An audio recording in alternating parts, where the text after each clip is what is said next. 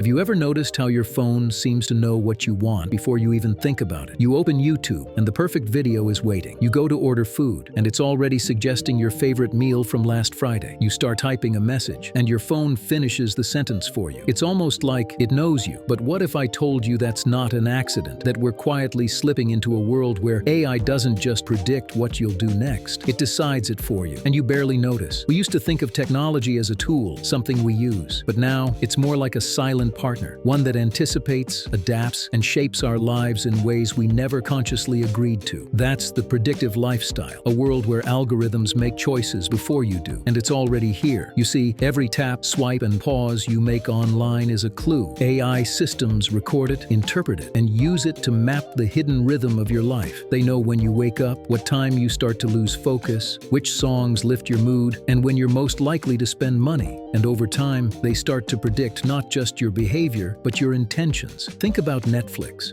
It doesn't just show you what's popular, it shows you. It studies what you watch when you're happy, what you skip when you're sad, what you rewatch when you're lonely. Soon, it doesn't just recommend movies, it molds your taste. That's the invisible shift, from suggestion to subtle control. Or take Google Maps. Every time you follow its directions, it learns your habits, your favorite routes, the time you leave for work, the days you skip the gym. Now, imagine an AI assistant that plans your entire day for maximum productivity. It rearranges your meetings, orders your lunch, picks your playlist, all before you've had coffee. Sounds helpful, right? But here's the question. If everything is chosen for you, what's left of you? There's a story I read once about a woman named Emma. She used a fitness tracker that started recommending sleep times, meal plans, and workout routines based on her heart rate and stress levels. At first, it felt amazing. She lost weight, slept better, felt more focused. But one night, she ignored the app's bedtime reminder and stayed up late talking to her friend. The next morning, it said, "You slept poorly. Your productivity may drop today," and she believed it. Even before she'd had her morning coffee, she felt tired because the app told her to. That's how predictive AI works. It doesn't just forecast your future, it creates it. Because when you trust its predictions, you start to live according to them. Neuroscientists call this behavioral priming. When you expect something to happen, your brain subconsciously aligns with that expectation. If AI tells you you're likely to be unproductive today, your mind prepares for it. If it predicts you'll be sad tomorrow, you might start feeling it already. Prediction becomes influence, and influence, over time, becomes control. Now, let's talk about something deeper: predictive desire. Your choices online, every scroll, like, and linger, feed into systems that not only learn what you like, but what you will like next. They don't just react to your taste, they evolve it, so that over time, your curiosity narrows, your opinions harden, your sense of discovery fades. Because the algorithm's job is not to expand your world, it's to keep you where you're most predictable. That's why your feed feels more familiar every day, more comfortable, less surprising. It's designed to be,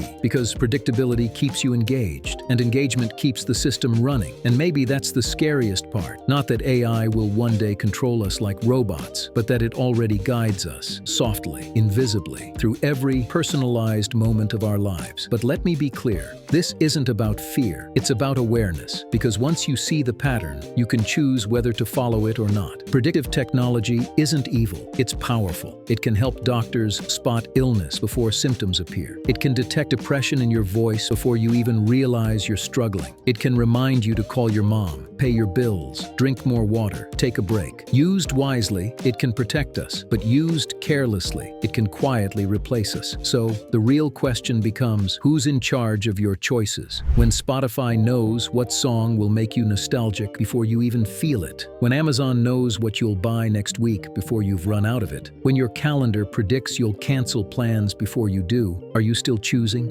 Or are you simply agreeing with what's already been decided? Psychologists say that free will isn't about making random decisions. It's about being aware of your influences. And in this new world, awareness is everything. Because AI isn't stealing your freedom, it's quietly shaping it. Maybe that's why you sometimes feel stuck in loops, watching the same kind of videos, visiting the same pages, feeling the same emotions. The system learns what works, and it keeps giving it back to you, over and over, until you start mistaking comfort for choice. But there's a way out, and it starts with one small question. Is this something I truly want, or something the system told me to want? Every time you pause before clicking, every time you question a recommendation, every time you step outside the pattern, you reclaim a piece of your autonomy. Because unpredictability is human. AI can predict your habits, your desires, your patterns, but it can't predict your awareness. It can't predict your soul, that spark that makes you stop and think, wait, why am I doing this? So, if you take anything from this, let it be this truth. The predictive lifestyle is here to stay. It will only grow smarter, faster, more intuitive. But that doesn't mean you have to live on autopilot. You can let AI guide you, but not define you. You can use prediction as a tool, not a compass. Because the future belongs to those who can live consciously in a world designed for convenience. And maybe, just maybe, the most unpredictable thing you can do in a world run by algorithms is to simply pause and choose for yourself.